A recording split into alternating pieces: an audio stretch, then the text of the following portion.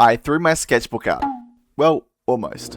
And not because I'm bad at drawing, even if I kinda suck. I almost threw it away because all I did was type 4 words into a blank text box, and like pure magic, it spat something out way better than anything I could ever draw in just 4 seconds flat. So I'm sitting there like, why even bother to learn how to draw? Why waste hundreds of hours when I could just prompt my way to a masterpiece?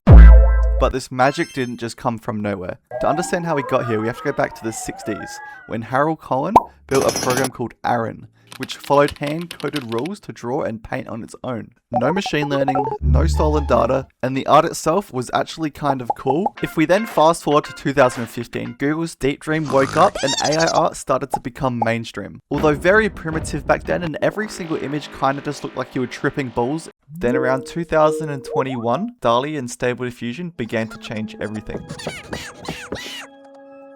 Suddenly, any random guy with a keyboard could say, "Computer, please generate me a picture of an anime girl with big..." You get the idea. And to be honest, this kind of destroyed my motivation completely back then.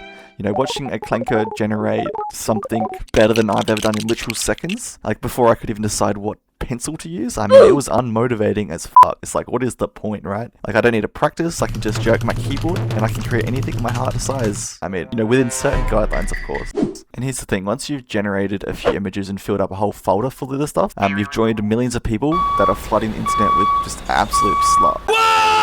You begin to realize that at the end of the day, you've learned nothing, and it's really not that fun doing it. Like, cool, you make a cool dragon or something, but what was the point? You know, you didn't learn anything. And you know, like, I kind of feel sorry for the people that did generate their AI art and they share it on the internet like it's some sort of accomplishment. You know, like, a stickman from my 3-year-old nephew is genuinely more impressive. Like, pick up a pencil, bro. And the worst part about all this is, these models are trained on real art made by real people without their consent or permission. What? Even if you make the morally correct decision and create your own art and post it online, these AI overlords will snag it, mash it into grey goo and dump it back online, just absolutely cluttering out algorithms and feeds with this just garbage. I think you can relate, but over the past few years we've seen so much of this AI slop that we've actually developed a freaking built-in slop in our brain. I mean, unless you're some boomer on Facebook doing the 67th post about African kids building a Tesla out of recycled Coca-Cola cans. And you know, I bet you've seen these soulless corporations use AI for their commercials. I mean, look at Coca-Cola. They spent years building their brand on "It's the real thing." Can't beat the real thing.